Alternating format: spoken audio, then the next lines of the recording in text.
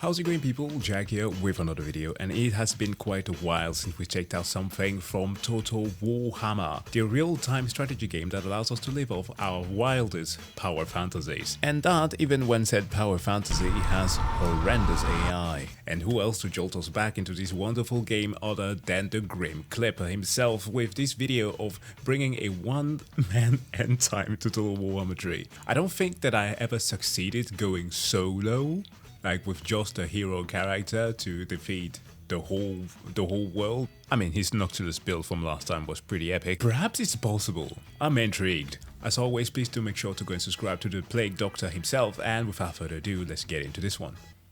This video is sponsored by War Thunder. Of course it is. Nature is a beautiful thing. Wart Hunter. That we're gonna burn down. You're welcome. Welcome to Total Warhammer 3, where today we're going to be destroying the entire planet, burning down every single city, and ending every faction in the game, with none other than the Warriors of Chaos and Archaon, the Never Chosen.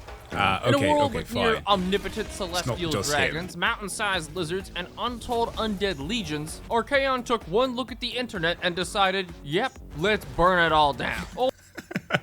Archaon is Ultron. It's one of my old times favorite memes. Thanos saw the whole wide of the universe and thought to himself, I need to eradicate half of it to render things perfectly balanced. It doesn't make any sense. He could wish for more resources, but who cares? Ultron, on the other hand, though, had one glimpse at the internet and was like, let's burn it all. Across the map are 8 Warriors of Chaos factions: Archaon, Kholek, Sigvald, Azazel, Festus, Valkia, Vilitch, and Be'lakor. While we're starting as Archaon, all the other factions can be confederated, but not peacefully. By destroying every single settlement of a fellow Warriors of Chaos faction, they'll join us, willingly, granting us their respective legendary lore. And our goal is to forcibly confederate all of them, then destroy every single city, province, and faction in the entire game. So first, the rules. First, I must destroy every faction on the map, and by the end of the game, turn every single settlement into ruins. Second, I cannot use any kind of diplomacy. Every minute spent negotiating is a minute I could have spent burning down someone's house. And lastly, you already know where this is going, War Thunder, the sponsor of this video. I have a dream that one day every man, woman, and child of this planet will own an M1 Abrams for self-defense. Gone are the days of taxation without representation when you play War Thunder. With over 2,005 castle doctrines with M1 Abrams. There are no castles. Just imagining people moving out with the Abrams to gilded communities to make sure that they can bust through actual walls.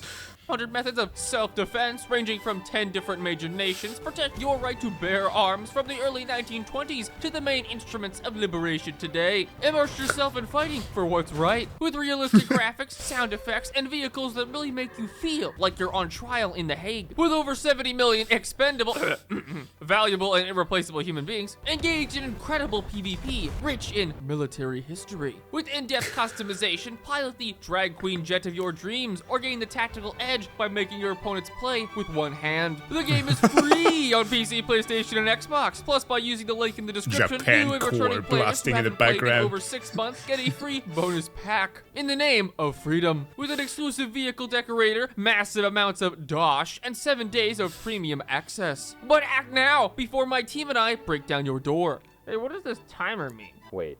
Here comes the money. Back to the It is time we march south.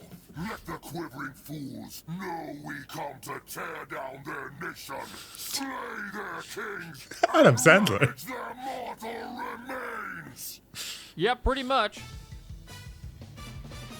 Welcome to the Chaos Wastes, a glorious paradise that promises equality for all. Equality in wealth, equality in housing, and equality in life. Now, at the beginning of the game, Archaon is aggressively average. But by the end of the game, we will make him single-handedly destroy entire armies. Our first enemy is a Slaaneshi demon faction, most well known for making straight people very confused. gay. Luckily, we have their counter, whatever these things are. Because our faction is Chaos Undivided, we can gain access to every Chaos God unit. So our starting army has Nurgle Chaos Spawns, Slaneshi Hellstriders, Tzeentch Chaos Knights, and Khornate Berserkers. Wow, I don't want to be that's horny good. anymore. I want to be happy. By fighting, all units gain veterancy and experience, but Chaos units specifically use this differently. By gaining levels, they can be promoted into more advanced units. So basic Marauders turn into Chaos Warriors into Chosen or Knights, and in typical Chaos faction, everyone can become Chaos Spawn. The difficulty is getting basic Marauders leveled up, because believe it or not, they do suck ass. I mean, that guy's wearing his armor backwards, that guy couldn't even afford a second spike, and that one's just facing the wrong way. They're so bad, we straight up get abilities to kill them faster, which I did by auto-resolving the first siege. In taking the settlement, we're granted a few options. Raising gives experience, sacking gives money, but for this settlement specifically, we can make an actual city. This is because here is a dark fortress, one of several unique locations where we can build massive cities. Most are in the Chaos Wastes, with a few others being in specific locations further south. You might also have noticed that I just vassalized a faction. But wait, you might say, I thought you couldn't have any allies. Correct! Here comes the betrayal. Hold on a minute, I need to change this. Archeon the Ever-Chosen. Gotta change Archeon's name from the Ever-Chosen to the Treacherous. We gain, I will immediately sever all relations and declare war. And for whatever reason, it's not viewed as untrustworthy. Hey, I may be a genocidal warlord, but at least I'm honest about it. To improve our army, I recruited the Swords of Chaos, a unique group of elite Chaos Knights, as well as recruited more Marauders. Chaos armies recruit instantly, having a limited pool of units that refreshes over time. The thing is, this pool varies on the area. Normal terrains just have Marauders, mountainous provinces might have Dragon Ogres, and areas with high corruption of any specific Chaos God will have units of their faction. Although getting rid of corruption is easy. Just burn down the whole province. Chaos campaigns are pretty much a poverty palooza, because I'm going to be burning down a lot of cities for no other reason than the vibes were off. Minor cities barely have any value to us because we can't really build anything there. Nearly 100% of our infrastructure will be in dark fortresses. After chasing the Slaneshi faction to their last city, they seduce one of my units to their side. Don't care. Remember, there is absolutely no diplomacy besides war, so all peace offers are immediately rejected, and wars are permanent until I destroy the entire faction and world. Afterward, our former vassal brought 2 armies to attack us in march stance. An entire army of worthless Marauders versus one group of Khornate Berserkers was not close, and anything we lose can instantly be replaced with our own worthless Marauders, which I used to negotiate an end to the war, only to have another war declared by the resident Russian ice cream man Boris, who'd march straight up to our capital city with no units nearby. Luckily, because I'm Chaos, I just pumped out an entire army in one turn. I also activated our first Gifts of Chaos, another special mechanic which uses our secondary currency souls. Here we can choose gifts from each Chaos God, giving faction-wide bonuses at the cost of souls per turn. And the way to get souls, you could probably imagine. Right now, we can only access the undivided gifts, but later we'll get gifts from each Chaos God. So I just took the melee attack increase for Marauders and a Shatterstone ability to break walls during sieges. Although in the case of Boris's siege, use it to throw a rock at some homeless. For as strong as Polar Bear riding Boris is, my Chaos Lord spirit leeching him 15 times was a little stronger. Resulting from his strategic genius of banging his head against a wall, I named our Chaos Lord Abaddon. Tactical genius. Then Abaddon went to remove the remaining Kislevite army. Apparently I lose. You can't just ram a starship into the surface of Cadia. Watch me, said Abaddon to the spoiler. This battle. Unfortunately, we do have a problem with this new army, because whatever it is we're paying them with, we're out of it. The Ever-Chosen may have a lot of things, but a good credit score is not one of them. To get out of this, we'd have to use our wits, resources, and financial literacy. Filing for Chapter 7 bankruptcy. Having credit card debt isn't a problem if you stop paying it. Bankruptcy causes attrition for all units, including garrisons. But for Chaos, a negative income isn't really that bad, because we supplement it with everyone else's money. Plowing through Boris's land gave us another dark fortress, and an involuntary vassal in Sigvald, who, had no settlements, because I refused to give him any. Then he squared up against Boris's last settlement, and against all odds beat the garrison, only to sack the settlement and die of attrition. Congratulations! So with Sigvald and Boris both gone, we can now return to our current goal, confederating all 7 Yeah, using the Evangelion clip to affirm that was good. I did not expect that at all. other Chaos Lords. The plan was to grab Kholek and Vilitch first by moving down the right side of the map. We need to completely decimate both of their factions entirely, and since I need to walk all the ways there, I figured it was a good time to do Archaon's first quest battle. No. I mean, the second one is easier anyways. I'd like Really? to apologize. Maybe Oh, the really? better target is this Nurgle faction between us and Kholek. By the time we'd wiped out the Nurgle faction, some of my Marauders could be promoted into Warriors, and Warriors into Chosen. While there are a few infantry in the game as good as Chosen, there is technically one Chaos Infantry unit that scales so unbelievably hard it breaks the entire campaign. They're useless right now, but with the research tree, they become ridiculously busted. Gates of Zinch for its champion. Oh my god. So if I'm not mistaken, the Gates of Zinch are supposed to be like a freaking dark portal that sucks enemies in, right? Right? And it do a lot of damage. Chaos's technology mostly revolves around unlocking boons for each Chaos God, with a path for Khorne, Nurgle, Tzeentch, and Slaanesh. Completing the entirety of these trees gives space for adding more boons of Chaos. The main way we use souls. The more boons we have, the faster another mechanic triggers, the Eye of the Gods. Each time it fills up, we get to select a powerful buff from 4 random options. Sometimes they're mediocre, and sometimes they're a little game-breaking. But right now, our main concern was Kholek, because we'd finally bordered his land. Declaring war on his vassals would pull him in, and only a few turns later, Archaon was fighting That's both four-legged factions' bastard. armies. The vassal army was nothing special. Given my army was rapidly becoming Chosen and Chaos Knights, everything just kinda dies. But Kholek was another matter. 1,000 weapon strength and the mass of a mountain of lard, he beat the absolute booty off Archaon while chasing that ass. My only course of action was something tame, to hotbox him in every large unit on the map. And because that was Kholek's only army, we just marched up to his capital, giving us a special Warriors of Chaos option, Enforced Confederation. This forcibly recruits any legendary lord of the Chaos faction into our army, yeah. with this case being Kholek. Now if we go check our lords, we could use him to lead an army, which means Cool. 1 Chaos Lord down, 6 more to go. Okay, 5 more to go. Vilitch died. Enforced Confederation also gives you that faction's vassals, and as much as I care about their $37 tribute, I could just end vassalage that turn for no penalty. And only a few turns later, we were finally making money. A feeling that won't last. Still, for the time being, it meant we could regroup without needing to constantly sack cities, and while Archaon began his journey back to the north, Abaddon had been busy. Our territory stretched southeast, like a misshapen dildo, meaning Abaddon had been defending the north from a random orc tribe that spawned in the Chaos Wastes. They sacked a city, leaving behind a pile of poo. Then the following turn sacked it again, leaving behind an even bigger pile of feces. But it's okay, because I deconstructed it for money. To whoever does our construction work, I am so sorry. We also had a Chaos Rebellion, angry about all kinds of important political issues, like literally everything. The Skaven below us had also declared war, and I defended that by letting my outer cities get sacked and not giving a crap. Don't worry, nobody rich lived there anyways. All our That's Cold Night demons for you. They're always angry about what? Everything. actually important stuff is in Dark Fortresses. Besides, Abaddon was too busy raiding the Chaos Demons to our left to narrowly avoid bankruptcy, which tricked the Skaven into a false sense of security. He's standing right behind me, isn't he? Ah, right, these cities did just belong to me, didn't they? Unfortunately, separating us and the Skaven capital was another faction, the Chaos Dwarves. Maybe they won't notice me trespassing. Oh yes.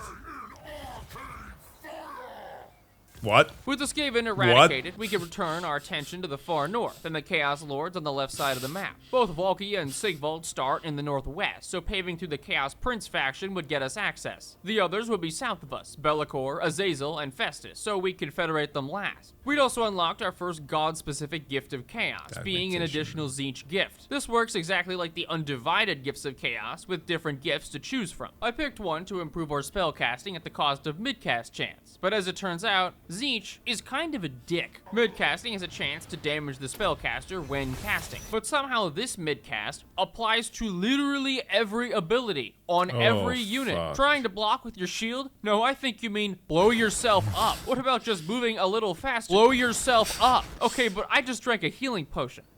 Blow yourself up.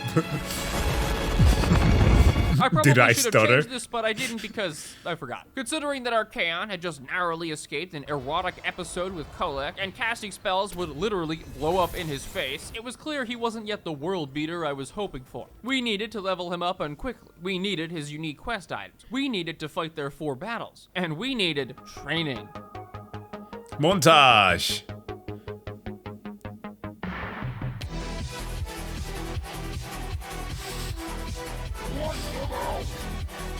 Deliver slaughter!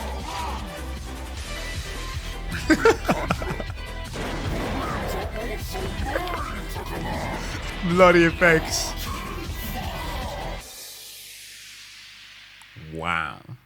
So at the end of the 4 quest battles, we collected all Archaon's unique items, and where he'd started at just rank 23, in one turn he had leveled up 13 times. By the 3rd quest battle, he just ran straight into an army, killed their leader in 5 swings, and won. Plus in the 4th battle for the Shit. Crown of Domination, this is him versus a Lord of Change. And that's Taking not the even hits. mentioning his other ability. You think I am not versed in the arcane? We'd gotten so much XP, the Fast entire as army fuck, was boy. pretty much just chosen, and one of my Chaos Sorcerers had leveled up to a new milestone, unlocking his Mark of Chaos. With this, we can dedicate any of our Chaos Undivided heroes to specific Chaos Items, gods. yeah. So, by gaining a Mark of Tzeentch, he became a Tzeentch spellcaster with a new talent tree and skills. This can be done for most heroes and non-legendary lords, who gain a special version to ascend to demonhood at higher levels. For our legendary lords, while they can't devote to a god directly, I can specialize their armies in other ways, like recruiting Kholek just so we could make him a proud dragon ogre daddy. He even starts at 800 weapon strength before I've even done anything. His army was positioned conveniently on the border to the Chaos Demons. Wow, they're so tolerant.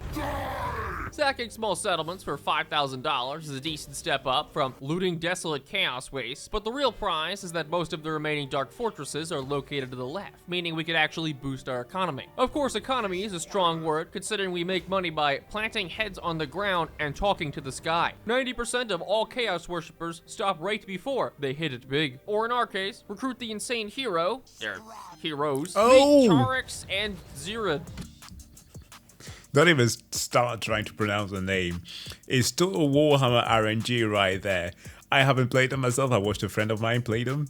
I was like, what the fuck? What is happening? It's literally a lottery game playing them, but they're fun. These creatures have dedicated their like life a real to life none mod. other than reading, while simultaneously being illiterate. Their skill tree includes every single spell from every lore of magic, except for each lore you gain, they get minus The 4% lower spell spell cost. cost. In total, this means a 60% discount on all spells. Seems pretty strong, right? Well, in true Tzeentch fashion, they're also batshit crazy, because every time they random do spells. cast, they re-randomize all their spells with every spell in the game, which means we can start off with an icy hailstorm, followed by Jesus. Egyptian death magic, summoning a ghost pirate ship, then a volcano, and topping it off by spawning rats with chlamydia. Oddly specific for a spell, but then again, I also summoned crabs. Wow. And conveniently, Wow. Sigvald, chosen of Slanesh, well-known Wow. boy toy, and the next skull, we're going to cave in. With both him and Valkia directly to our left, it made sense to continue ever-bossing through the Chaos Demons. By researching our first gift of corn, we could adopt a boon to increase sacking income, gaining thousands per looted settlement. And spoiler, we're looting everything. The Chaos Guides tell me a lot of things, like the location of your safe, and why I should throw it in the ocean. Even with the Demon Prince himself showing up, armed with an army looking like leprechaun vomit, he died pretty easily. Then on the diplomacy screen, hey, you okay there, champ? My goal was to lure Sigvald to the last demon settlement, while we caught him distracted, spreading Tzeentch corruption. Sure, he's got 3 vassals, but that's just 3 times the money. Spreading Archaon's army crabs. was fighting both Sigvald's and another random stack, with Sigvald's stats being pretty good, but not good enough. We'd also promoted a Tzeentch sorcerer hero, and while you might know magic carpets, what about magic Roombas that can even summon giant eyes from other realms to aggressively stare at people until they die? Ironically, Sigvald wasn't really a problem, but his legendary hero Harold Hammerstorm was, who sat fighting a blob of maxed out chosen until Archaon arrived. Killing Sigvald is fantastic, not because I care about Confederation, he's a loser, but rather for his defeat trait, 10% damage reduction. A trait so good, I that's exploited good. it into extinction. As soon Oh, that also helps with the spellcasting rebound that you get. As he respawned, I continuously hunted him down to farm the trait. Over and over and over. Endangered species? No, I think you mean dead. Sigvald's other weapon was the fact that he had a crapload of heroes. Some from him, some from his vassals. And I only had one on the campaign map, our boy Prince Ograx. Now apparently he's famous or something, but what I care about is that nearly every turn for the last 50 turns, this man has walked up to dozens of heroes, coughed in their general direction, and with a lowly success rate of 100% erased them from existence. In one turn, we'd blitzed his armies in a few cities, plus encountered both Azazel and Valkia, two more of the 7 lords to confederate. We also made contact with Karl Franz, who I think invaded Poland. But most importantly, we researched our first gift of Nurgle, along with the most busted ability ever, replenishment of all armies in foreign territory. As if my units weren't expendable enough, now they replace losses no matter where they are, which is exactly why I recruited a 4th army, dedicated to Slaanesh. The Warriors of Chaos also have no supply line, so no matter how many armies we recruit, our upkeep doesn't exponentially increase. This is helpful for committing various acts of inhumanity across the northern wastes. Lore-wise, Norska is supposed to be helping us, but I don't need help. I need more naked men with whips. With our first Slaaneshi Gift of Chaos, I took an increased movement range boon at the cost of more upkeep. Joke's on them, doesn't matter. It's not even my money. Sacking pretty much every settlement possible. Not at this point. All of our money went into upgrading the dark fortresses to try and maintain a positive income. Or, green number go up. Very good. For all the great quest items Archaon has, he doesn't. The Crown of Domination, pride jewel of the Ever-Chosen, ditched for a health potion. And later we'll be replacing the Slayer of Kings with the Sword of Cain, and turning the Never-Chosen into the Ever-Chosen. Besides, the major war we were fighting wasn't with swords or crowns, it was the decline button on peace offers. Look, Bill Cosby, I said no the other 10 times, 11 is not going to help. Especially not when Kholek is outside your home. Ending Sigvald once and for all, we convinced him to join us, adding him to our legendary lord pool. It did leave a few homeless vassals strewn about, and you know how I feel about poor people. Bringing Sigvald into the fold, I recruited him for a 5th army of whip-wielding warriors. Remember, it's not gay if only men are involved, like this guy, who joined our faction at an unfairly high level. One of the buffs for the Eye of the Gods increases recruit rank by 10. That means I can just spam out high-level sorcerers, exalted heroes, and lords every time we get it. As for our legendary lords, Archaon was already at max level, but his build of items wasn't complete, missing only the Sword of Cain from the elves. Halting our progress was a great cataclysm spell, unleashed by only the most powerful mages, and causing $9 of damage. Fortunately, with Valkia to our left, your lifeless corpse shall be dedicated to the blood god. Okay. Apparently, as soon as Archaon walks into a province, it gets -17 public order. He's basically a modern-day Gandhi, but his version of achieving peace is by killing everybody. Like Wolfric, our upstanding neighbor. So upstanding that he has an army of allies. Now, I'd like to declare war on him without his allies. So what I can do is go to a faction he's at war with, then through them join the war, essentially declaring war without pulling his allies in, and immediately allowing us to take a new dark fortress, because by this point, we were running out of new ones to conquer. Our capital was making $4,000 alone, because each fortress is incredibly valuable. But as we move further south, we'll be further and further from our fortresses, making recruiting and maintaining armies more difficult. Still, taking Wolfric's land was easy, and in watching us declare war on their closest ally, the Skaven immediately retaliated with a non-aggression pact. As we occupied more cities from Wolfric, we'd also made landfall in the main Old World, where most of the goody-two-shoes Order factions are. So it's where most of our future wars are going to happen. Taking an overview, you can see that we own the whole north of the map, meaning that we're going to be fighting downward after we kill Valkia. The downside of this is that we're going to be at war with most of the world very quickly, with a huge surface area of land where enemies can invade. For right now, though, Valkia had finally appeared, and right in front of Kholek, whose army I had massively upgraded. I find it ironic that the Queen of Khorne is fighting Khorne Berserkers backed up by more Khorne Berserkers, pitting the Gore Queen against the Star Crusher in a very fair fight, where I completely cheated. Hey, I don't write the rules. I still can't read. Remember these guys? Turns out I didn't even need the... Your Honor, in my defense, I'm illiterate. That sounds like something a cornered berserker would say. Berserkers, or Kholek to be honest, 4 dozen spells cast at random enemies with random effects destroyed the whole front line. The actual fight of Kholek versus Valkia, Kholek has a clear edge in strength, with weapons to boost his weapon strength immensely. With Valkia gone, that left her capital wide open, but not just to us. The Dark Elves were also at war with her, and because she only had 1 settlement left, if they took it before me, I wouldn't be able to confederate. Well, Malekith, it was nice while it lasted. Malekith himself was the real threat, or at least until I actually fought him. Running Archaon in single-handedly, Malekith decided to not fight him personally. So Archaon killed every single large unit and hero in the army while taking 0 damage, because they could not break his barrier even once. Malekith instead decided to target our weaker lieutenant, Prince Ograx, and died anyway. But killing Malekith's army was just the beginning. Our Eye of the Gods had opened and given us a boon that replenishes all campaign movement points after every battle we win. So after the fight, Archaon pursued every retreating army because it refilled our movement every single time. It also somehow broke Sigvald more than he already was, because now he moves further in default stance than in march stance. With Valkyria's forced confederation, that left only Be'lakor, Azazel, and Festus. The first order of business was to recruit Valkyria's army. Apparently, she gains movement when enemy armies retreat, so running away means a trip to Soundtown. Plus, when people cast around her, they blow up. Perfect, I really needed more of that. So while Archaon erased the Dark Elves from Nagaron, let's turn back to the right side of the map. Norska was essentially ours, but both Azazel and Throt were still problems with no answer. I declared war on them, hoping my new armies could finish the job, while our main lord there, Abaddon, had reached level 30, allowing him— Hold on a minute, let's see the stats on Abaddon there for a second.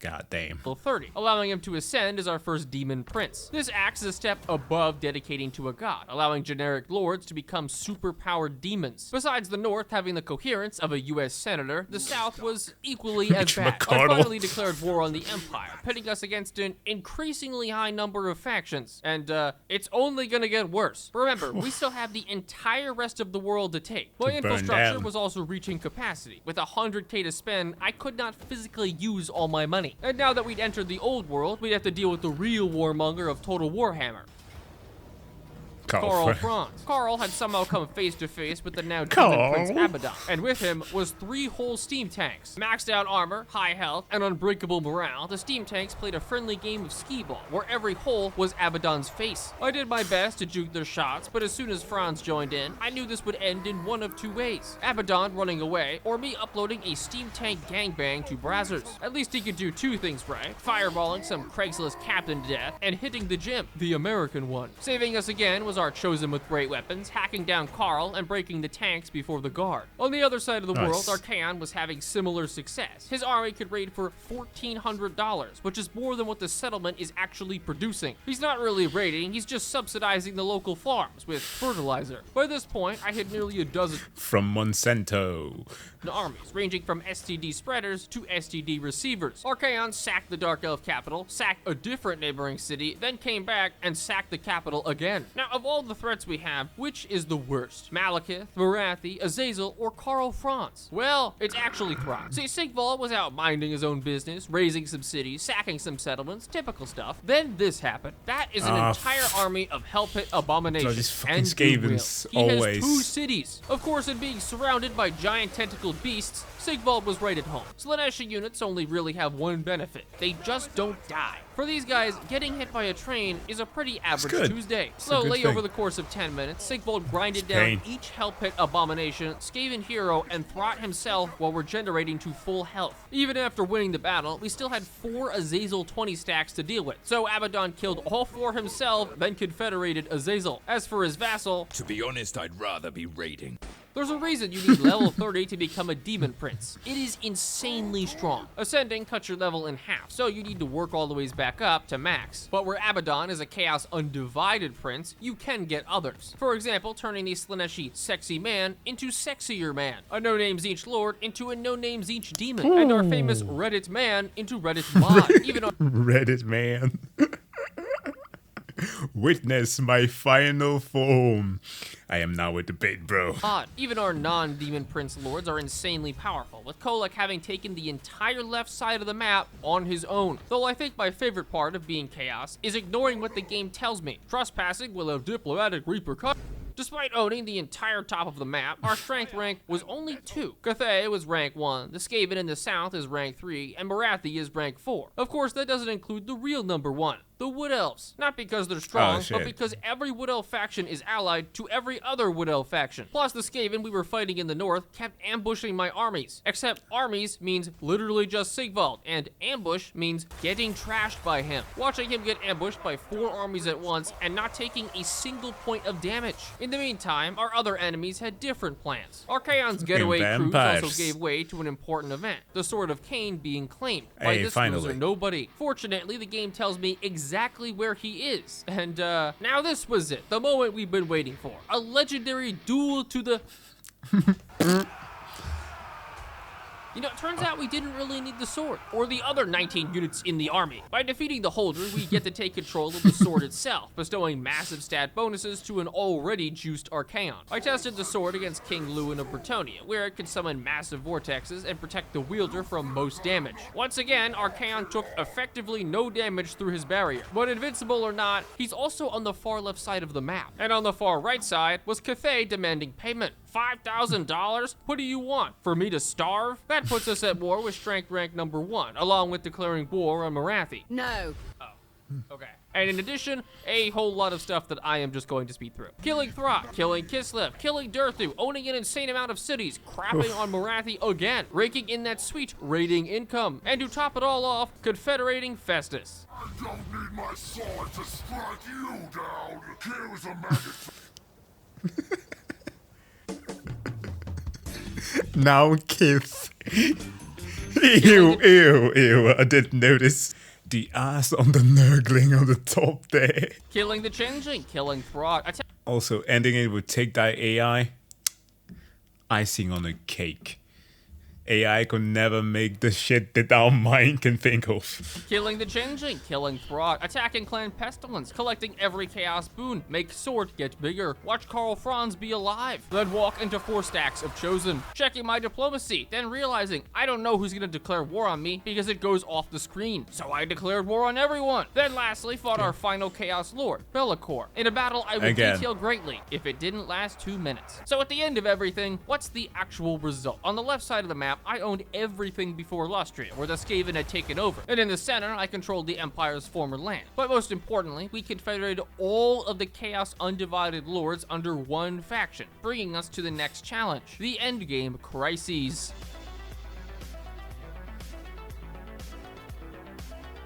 As I mentioned briefly at the start of the video, I've been playing this campaign with Ultimate Crisis mode on. This means that upon reaching a long campaign victory, we'll have 10 turns before every endgame crisis spawns at once, essentially stacking over 100 armies all over the map directly at war with me. And because my goal is to conquer every single province on the entire map, I have to fight every crisis to the death all at once. The only thing between me and the crisis starting is the Empire dying. Chaos Dwarves, Wood Elves, Greenskins, Skaven, Vampire Counts, Tomb Kings, and the Dwarves. In 10 turns, all 7 of these factions will spawn ludicrous amounts of armies in each of their homelands. So the Wood Elf armies spawn in Forest Glades, Dwarves spawn in Mountain Strongholds, so on and so forth. The Skaven Crisis works a little differently, but we'll get to that later. It's also the reason I have saved $600,000, so I can recruit about a dozen more armies all across the map. Now, and you don't need to replenish them with all the new buffs that you've got.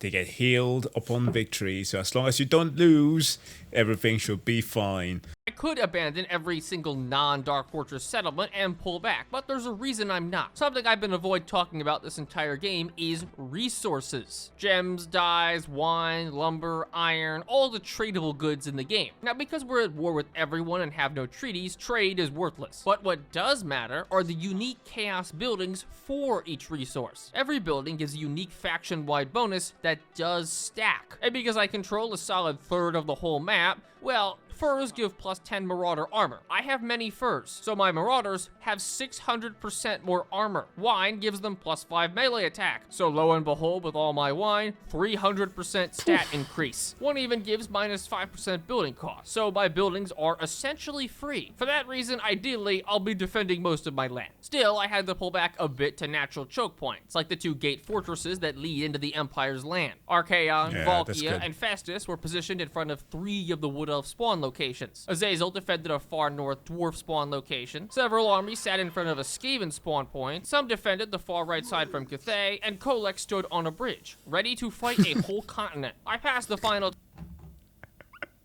That's hard. That's the hardest line. Kholek stood on the bridge, ready to fight the whole continent. Canonically accurate Kholek. turn before the crisis, and all hell broke loose. With the Guile theme. Fight!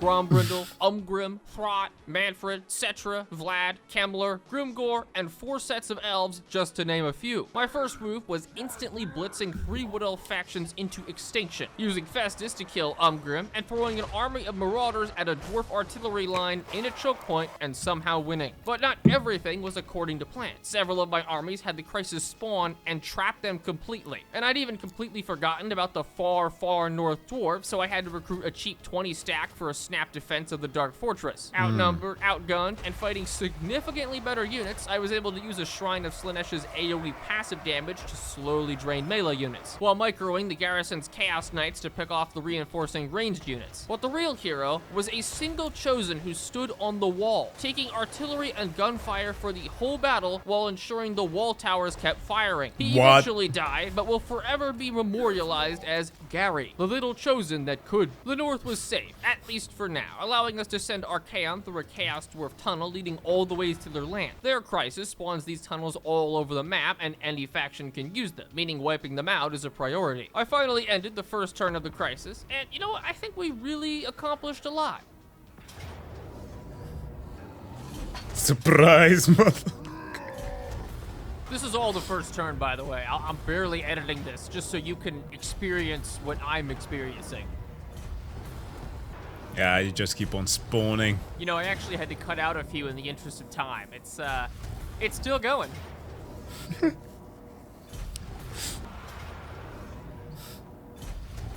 I hope you like siege battles, because we're going to be fighting a lot of them, as a faction with almost no ranged units. Another 40 minutes of grinding this time, and we weaseled out another win, meaning I was just barely able to get sieged again the next turn in the same spot by a different faction. How is it possible you can't that we keep auto-resolve going, those. despite so many sieges and such incredibly unfavorable odds? Well, remember when I was explaining the Chaos Warband system, we recruit Marauders who turn into Warriors, and eventually Warriors turn into Chosen. But what I didn't mention is that Chosen can ascend too into aspiring champions. At the start of the game, these units suck. They're a direct downgrade from Chosen and are generally worse. So what changes? The research tree, which I have completed. At the start of the game, they are naked, but now they have perfect vigor, frenzy, fear, immunity to psychology, poison attacks, regenerating barriers, regenerating health, damage scaling, movement speed, more armor, ward save, magic resist, and range resist. Oh yeah, they can also summon demons. They have more health than most heroes, are specifically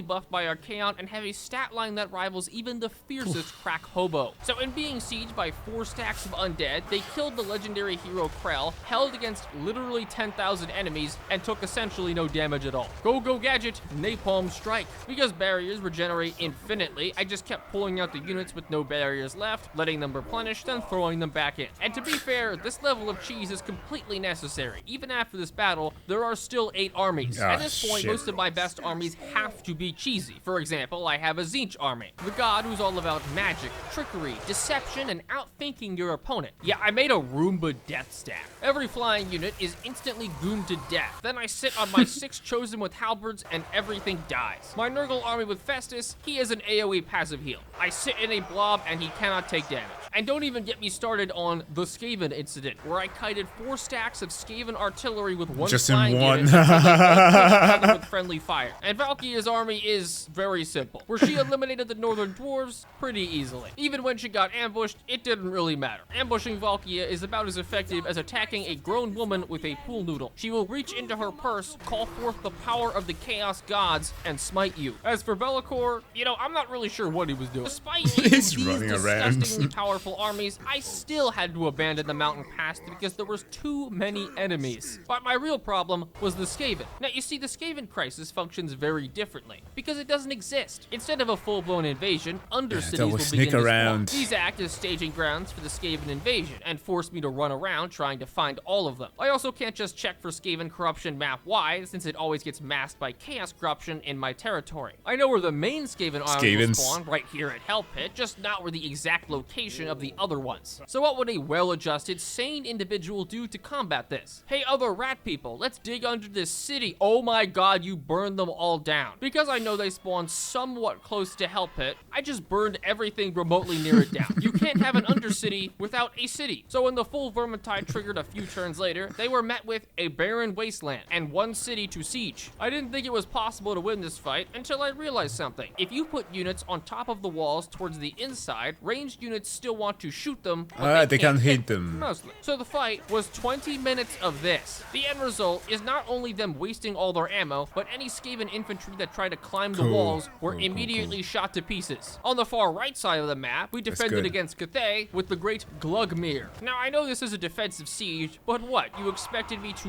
not run outside the city with all my units and camp 4 armies worth of reinforcements on their spawn point? Maybe. Rookie move, Cathay. Then Glugmir left the settlement to hunt down every retreating lord and army. Before long, we were able to reverse the endgame tide, moving from defending our cities to sieging down the Chaos everybody capital, else, burning down the Oak of Ages, and having Archaon solo the entire Greenskin crisis. Oh my god, it's something else. Being in between a rogue idol and a Ragnarok spider, Archaon is, you guessed it, regenerating health. In the span of me losing track of time, because dear god, I'm losing my mind, we'd gone up to 468 settlements, and the number of people we were at war with had rapidly declined. Don't be fooled by my negative $100,000 income. I am embezzling all of it. Kholek destroyed the entirety of Lostria, Festus ended the Tomb Kings, Tresh died to Valkia, Bellicor, I still don't know what he's doing, and Archaon reduced the Great Wall of Cathay to the Great Speed Bump of Cathay. There were only 3 factions left on the map: Helmengorst, Cathay, and Count Noctilus. So what better way for Archaon to defeat the final survivors of the world than by doing it himself?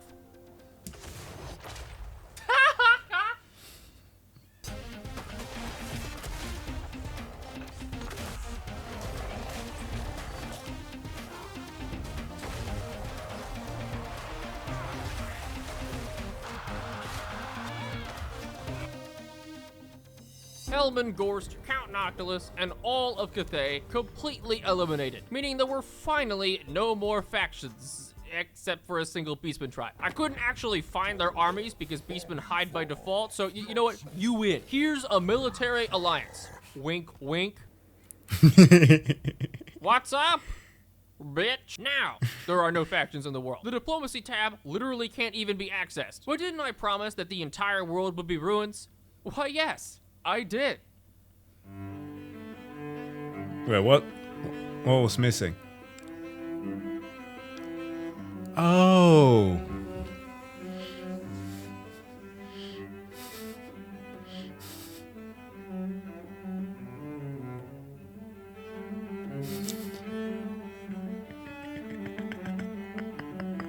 And with Jesus that, Christ. there is nothing. 40 friendly armies, 300 hostile factions, and over 500 cities all gone. The only thing left in the entire world is just Archaon. I look around at this planet, and I have to say, it's quite the improvement. No French people, no pointy ears, and now Archaon has all the time in the world to sit in his gamer chair, boot up the World Wide Web, and play War Thunder. You didn't think I'd forget. Get your bonus pack right now, absolutely right now.